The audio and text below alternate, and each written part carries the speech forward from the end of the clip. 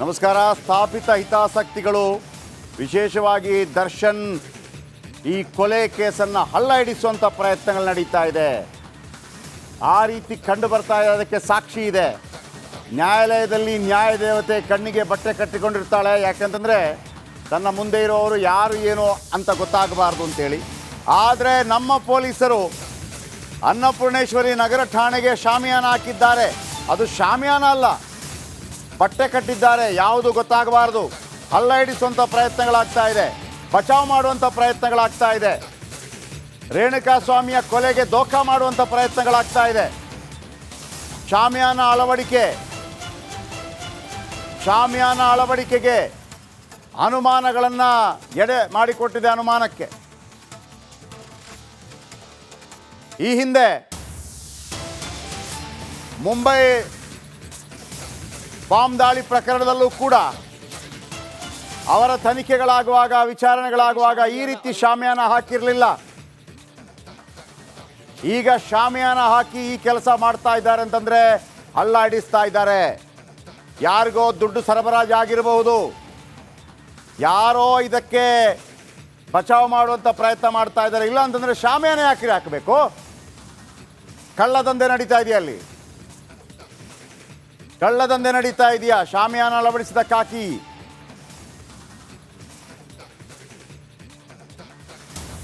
ತನಿಖೆಯ ಹಾದಿ ತಪ್ಪಿಸೋ ಪ್ರಯತ್ನ, ಬಚಾವ್ ಮಾಡೋ ಪ್ರಯತ್ನ.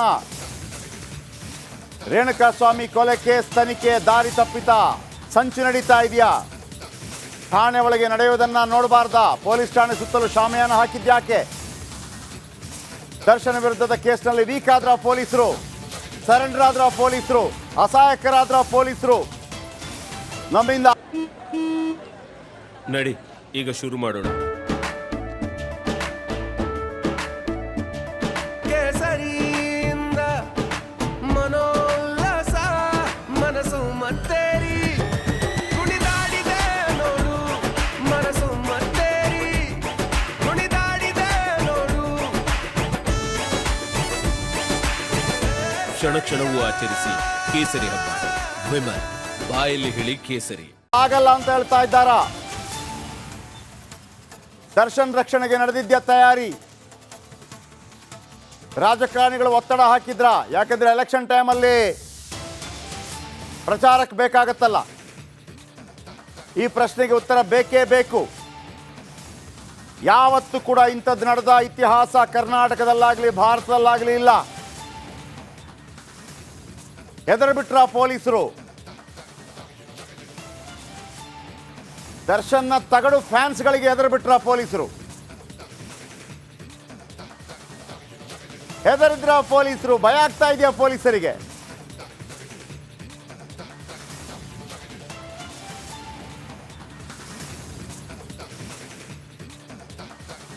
ಶಾಮಿಯಾನ ಹಾಕಿ ಪೊಲೀಸ್ ಸ್ಟೇಷನ್ಗೆ ಶಾಮಿಯಾನ ಹಾಕದ ಇತಿಹಾಸ ಇಲ್ಲ.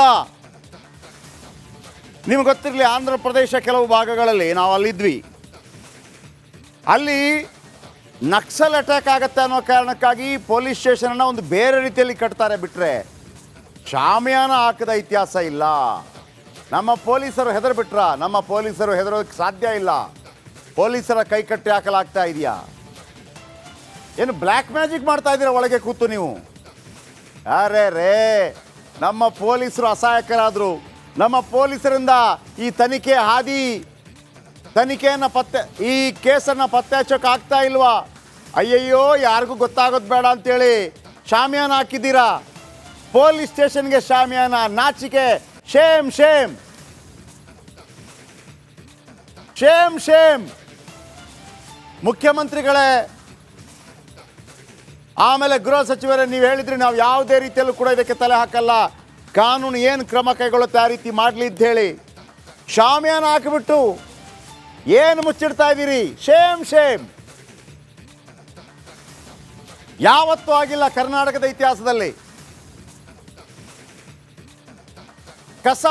ಕಸಬ್ನಂತ ಇದ್ದನಲ್ಲ, ಕಸಬ್, ಆತನ ತನಿಖೆಯನ್ನು ಕೂಡ ಈ ರೀತಿ ಮುಚ್ಚಿಟ್ಟು ಮಾಡಲಿಲ್ಲ, ಓಪನ್ ಆಗಿ ಮಾಡಿದ್ರು. ಭಯ ಪಟ್ಬಿಟ್ರ ನಮ್ಮ ಪೊಲೀಸರು? ನಮ್ಮ ಪೊಲೀಸರಿಗೆ ಧೈರ್ಯ ಇಲ್ವಾ ಈಗ? ನಮ್ಮ ಪೊಲೀಸರು ಅಸಹಾಯಕರಾದ್ರ, ಸರೆಂಡರ್ ಆಗ್ಬಿಟ್ರ? ನಮ್ಮ ಕರ್ನಾಟಕ ಪೊಲೀಸರು ಇದಲ್ಲಪ್ಪ, ಛೇ ಛೇ ಛೇ ಛೇ ಛೇ.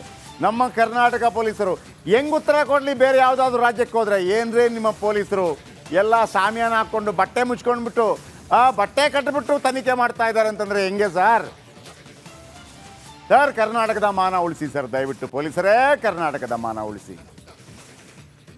ಕರ್ನಾಟಕದ ಮಾನ ಮರ್ಯಾದೆ ಹೋಗ್ತಾ ಇದೆ ಸರ್. ಈಗ ನಮಗೆ ಫೋನ್ ಮಾಡಿ ಕೇಳ್ತಾ ಇದ್ದಾರೆ ಸರ್ ಕೆಲವರು, ಪೊಲೀಸರಿಗೆ ದುಡ್ಡು ಕೊಟ್ಟಿರಬೇಕು, ಆಮೇಲೆ ಎಲೆಕ್ಷನ್ ಟೈಮಲ್ಲಿ ಪ್ರಚಾರ ಮಾಡ್ತಾರಲ್ಲ ಅವರೆಲ್ಲ ಒತ್ತಡ ಹಾಕಿರಬೇಕು. ಕರ್ನಾಟಕದ ಮರ್ಯಾದೆ ತೆಗಿಬೇಡಿ ಪೊಲೀಸರೇ, ಕರ್ನಾಟಕದ ಮರ್ಯಾದೆ ತೆಗಿಬೇಡಿ. ಪೊಲೀಸ್ ಸ್ಟೇಷನ್ಗೆ ಈ ಥರ ಅಯ್ಯಯ್ಯೋ, ಛೇ, ಶೇಮ್ ಶೇಮ್. ನಿಮ್ಮಿಂದ ಆಗೋದಿಲ್ಲ ಅಂದರೆ ಹೇಳ್ಬಿಡಿ ಸರ್, ತನಿಖಾಧಿಕಾರಿ ಬದಲಾವಣೆ ಮಾಡಲಿ. ದಯವಿಟ್ಟು ನಮ್ಮ ಕರ್ನಾಟಕದ ಪೊಲೀಸ್ ಡಿಪಾರ್ಟ್ಮೆಂಟ್ನ ಮರ್ಯಾದೆ ತೆಗಿಬೇಡಿ. ನಮ್ಮ ಕರ್ನಾಟಕದ ಪೊಲೀಸ್ ಡಿಪಾರ್ಟ್ಮೆಂಟ್ ಮರ್ಯಾದೆ ತೆಗಿಬೇಡಿ. ಇದರಲ್ಲಿ ಎಂತೆಂಥ ಪೊಲೀಸರು ಬಂದಿದ್ದಾರೆ, ಅವರಿಗೆ ಅಗೌರವ ಮಾಡಬೇಡಿ.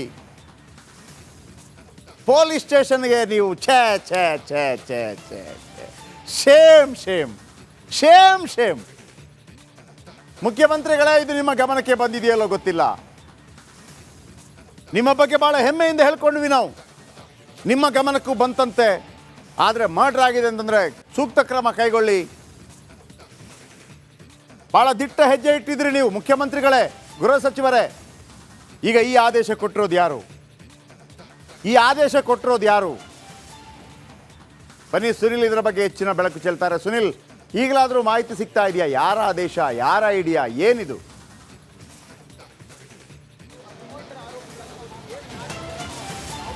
ಎಸ್ ಜಯಪ್ರಕಾಶ್, ನಿನ್ನೆವರೆಗೂ ಈ ರೀತಿಯ ಯಾವುದೇ ಡೆವಲಪ್ಮೆಂಟ್ಗಳು ಕೂಡ ಇರಲಿಲ್ಲ. ಆದರೆ ಇವತ್ತು ಬೆಳಗ್ಗೆ ಖುದ್ದು ನಗರ ಪೊಲೀಸ್ ಆಯುಕ್ತ ದಯಾನಂದ್ ಅವರ ಆದೇಶದ ಮೇರೆಗೆ ಈ ಒಂದು ಶಾಮಿಯಾನ ಸೈಡ್ ವಾಲ್ಗಳನ್ನು ಹಾಕಲಾಗಿದೆ ಅನ್ನುವಂಥದ್ದು ಮಾಹಿತಿ ಬಂದಿರುವಂಥದ್ದು.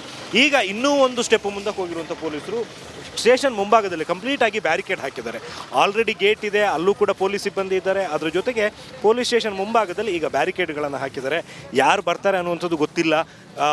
ಈಗಾಗಲೇ ಈ ಒಂದು ಪೊಲೀಸ್ ಠಾಣೆ ಬಳಿ ಯಾವುದೇ ರೀತಿಯ ಅಹಿತಕರ ಘಟನೆಗಳು ಕೂಡ ನಡಿಬಾರ್ದು ಅಂತ ಹೇಳ್ಬಿಟ್ಟು ಸುಮಾರು 200 ಮೀಟರ್ ದೂರದವರೆಗೆ, ಅಂದರೆ ಲೆಫ್ಟ್ ಸೈಡಿಗೆ ಮತ್ತು ರೈಟ್ ಸೈಡಿಗೆ ಎರಡೂ ಕಡೆಗೆ 200 ಮೀಟರ್ವರೆಗೆ ನಿಷೇಧಾಜ್ಞೆಯನ್ನು ಜಾರಿಗೊಳಿಸಿದ್ದಾರೆ. ಸೆಕ್ಷನ್ 144, ಯಾರು ಕೂಡ 5 ಜನಕ್ಕಿಂತ ಜಾಸ್ತಿ ಜನ ಸೇರಬಾರ್ದು, ಈ ಥರದ್ದೆಲ್ಲ ಮುಂಜಾಗ್ರತಾ ಕ್ರಮಗಳನ್ನು ಕೈಗೊಂಡಿದ್ದಾರೆ. ಒಟ್ಟು 3 KSRP ವಾಹನಗಳು ಪೊಲೀಸ್ ಠಾಣೆ ಮುಂಭಾಗದಲ್ಲಿ ಭದ್ರತೆಗಾಗಿದೆ.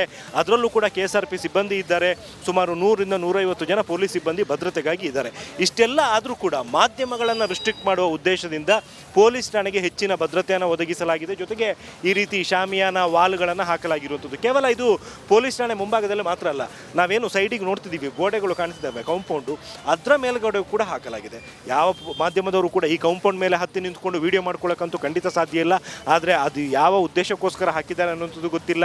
ಜೊತೆಗೆ ಇದೆಲ್ಲವನ್ನು ನೋಡ್ತಾ ಇರಬೇಕಾದ್ರೆ ಒಂದು ಅನುಮಾನ ಬರುತ್ತೆ ನಿಜವಾಗ್ಲೂ ಕೂಡ.